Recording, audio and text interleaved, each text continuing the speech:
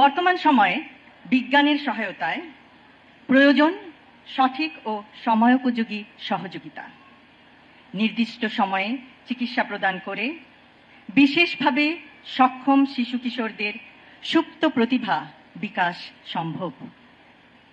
শিশু স্বর্গ প্রকল্প শিশু কিশোরদের মায়েদের জন্য সৃষ্টি করবে সাপোর্ট গ্রুপ। আত্মবিশ্বাসী পারবে বিষণ্ণতার অন্ধকার থেকে মা ও শিশুকে উজ্জ্বল স্বাবলম্বী ভবিষ্যতের দিকে এগিয়ে নিতে। প্রতিবন্ধী বান্ধব জাতীয় নাগরিক সেবা গঠনের প্রয়াস।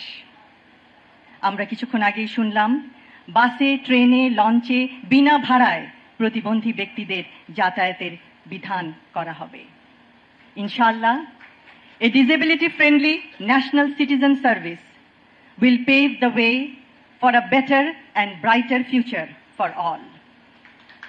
শারীরিক বা মানসিক প্রতিবন্ধকতা যেন সুস্থ থাকার অন্তরায় না হয়, নিশ্চিত করতে হবে সবখানে তাদের সহজ প্রবেশাধিকার এবং মর্যাদা।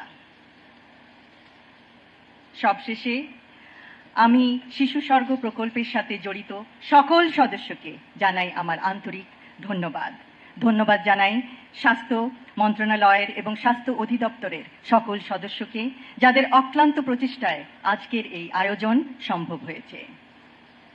আমরা আশা করব প্রতিটি শিশু সে বিশেষভাবে সক্ষমতা লাভ করলেও সে হবে তার পরিবারের জন্য, সমাজের জন্য, দেশের জন্য অনুকরণীয়, অনুসরণীয় এবং অনুপ্রেরণা দিবে সবাইকে।